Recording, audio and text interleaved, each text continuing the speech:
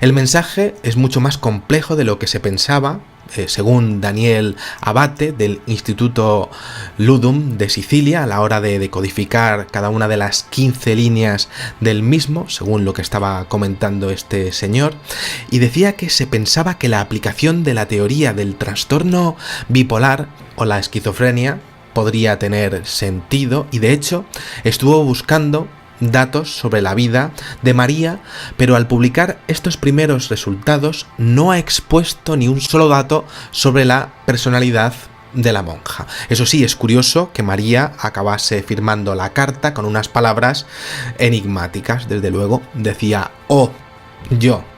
Bueno, desde luego, ¿qué significarán? Aquí, por supuesto, queda un misterio rarísimo.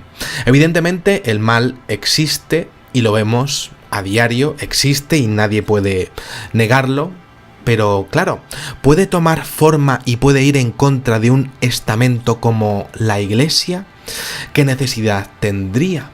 ¿Podría ser real la experiencia de María y que sus visiones se completasen con otras que han aparecido a lo largo de la historia y que el mal se presente a personas que sean más sensibles que otras? ¿Podría de hecho María haber sido más sensible que otras personas a la hora de recibir ciertos mensajes? Si esas entidades realmente existieran y quisieran dar un mensaje a los seres humanos para destruir a un estamento, a una entidad, a una religión que representase el bien o que se creyera que representase el bien. Un caso más que difícil porque mezcla muchísimos temas. Y claro, es muy interesante ver el enigma desde un punto de vista global, ya que existen muchos casos de personas que dicen ver entidades y que llegan a vivir, la verdad es que llegan a hacerlo, llegan a vivir auténticas experiencias en donde el mal aparece de repente en su vida, en una vida completamente normal, y la ciencia expone que estamos ante un caso del síndrome de Tourette o ante una de las múltiples variantes de epilepsia que existen. Cierto es que estas enfermedades neurológicas ocurren, bueno, pues ahí están, de repente te ha tocado y pues ahí estás. Y dentro de esas enfermedades, pues resulta que te pasan cosas, hay hechos como violentas convulsiones, lanzamientos al suelo de las personas que las sufren, retorcimientos de mandíbulas y salida de espuma por la boca, o incluso también hay pacientes en donde pues tienen muchas migrañas que llegan a ser tan fuertes que llegan a desembocar en visiones místicas. Esto es así y a día de hoy pues lo cierto es que la ciencia solo conoce drogas para parar los síntomas, no conoce cura para estas enfermedades. Esto hay que dejarlo claro desde el principio, son drogas, no curas. La hipermanía y los trastornos depresivos desembocan también en comportamientos que pueden interpretarse médicamente como posesiones, y esto ha ocurrido durante toda la historia. Esto es así, es ciencia y ha ocurrido toda la vida. Pero claro, como decía al principio, es ciencia contra espíritu, tanto en el cosmos como en nosotros. Es posible que haya casos que puedan explicarse y hay casos que no. Es curioso que en el tema de la epilepsia, que afecta al lóbulo temporal o también al sistema límbico, dos de las áreas que suelen afectar, que se suelen afectar por esta enfermedad, en donde se genera una sobreactividad eléctrica entre las neuronas, se sufran ataques y episodios de éxtasis místicos y se escriban sobre temas metafísicos. Yo ahora mismo estoy haciéndolo. Y también hay gente que se pone a rezar en general sintiendo un estado de bondad extremo. Esto lo escribe, por ejemplo, un psicólogo que se llama Arnold J. Mandel. Pero claro, ¿sería posible que alguien realmente fuese una persona tan sensible como para que fuese un receptor de lo que sería esa espiritualidad y no tuviese ninguna enfermedad mental y que fuese capaz de expresar una especie de mensaje a la humanidad? Hay muchísima gente que opina que el cristianismo es real y podría, por tanto, ocurrir lo contrario. Y claro, siendo eso así, ¿podrían esos mensajes pues estar dirigidos contra el estamento más importante en esos momentos, como podría ser la Iglesia, como representante de Dios por parte de los seres humanos?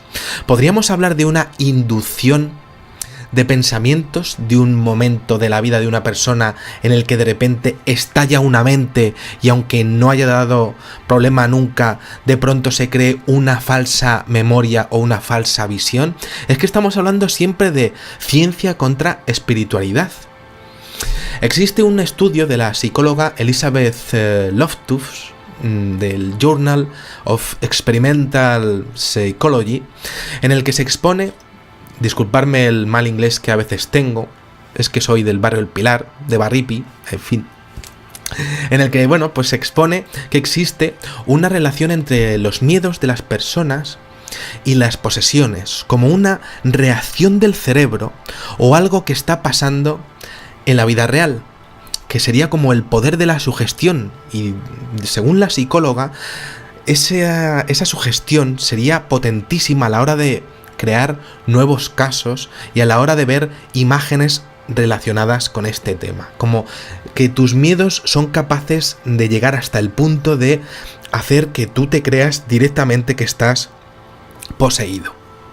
Pero claro, por otra parte, en el Vaticano, y tras ser eliminada su figura en el Concilio Vaticano II, el Papa Juan Pablo II expuso que todas las diócesis del mundo deben tener a un hombre que sepa realizar actividades perfectamente organizadas y serias encaminadas a realizar exorcismos. Exorcismos en el siglo XXI. Claro, ¿tanto miedo tiene el Vaticano de que esto siga ocurriendo? Con todos los medios y con toda la fortuna, con la mala prensa que puede ocasionarles todo esto, con todo el dinero que tiene el Vaticano, sigue creyendo en esta lucha de poder, pudiendo acceder además a los mejores tratamientos de esquizofrenia existentes. ¿Acaso no tiene experiencias como por ejemplo la de una chica llamada Anneliese Michel para distinguir qué podría ser posesión y qué podría no serlo? ¿No ha sabido diferenciar ciencia y espiritualidad al respecto de lo que le pasó a esta monja del siglo XVII, y sus servicios secretos no han sabido encontrar en toda su historia, siendo los más allegados al poder, ningún parentesco con este software, con la inmensa riqueza que este estado posee? ¿No han sabido encontrarlo en la Deep Web? Es muy curioso porque, claro, sorprende sin duda que un estamento con un estado propio, ¿no?, con la cantidad de riqueza que tiene, pues no haya conseguido localizar ese software, ¿no? También sorprende muchísimo que un estamento con un estado propio, con una sociedad cuyos valores se alejan cada vez más de las fes religiosas y en pleno siglo XXI, mantenga este tipo de figuras si no existieran casos completamente ocultos a la opinión pública. Y sorprende más que, por ejemplo, en 2013, que se sepa, al menos haya habido más de 300 incidentes de exorcismo solamente en Italia. Sorprende también que exista miedo al hablar de estas cosas, porque los seres humanos nunca sabemos a qué atenernos cuando comentamos esto. Lo único que puede saberse es que los servicios secretos, según estos científicos de Sicilia, y sin decir los nombres de qué país o de qué países, utilizan el software para decodificar los textos supuestamente narrados por parte del demonio o de muchos demonios a esta monja del siglo XVII. Claro, si realmente estuviéramos hablando de una carta real y de una carta escrita por una persona extraordinaria dentro de la historia del ser humano, lo increíble es que habría un nexo de unión entre todo esto usando una de las herramientas que podrían encontrarse ni más ni menos que en la Deep Web. Nada más, espero que os haya gustado muchísimo este videoprograma y os espero en el siguiente. Muchísimas gracias y, como digo siempre, salud y suerte. Adiós.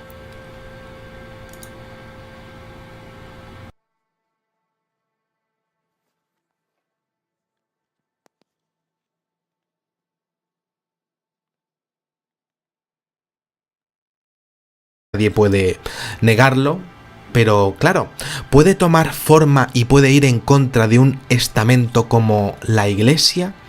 ¿Qué necesidad tendría?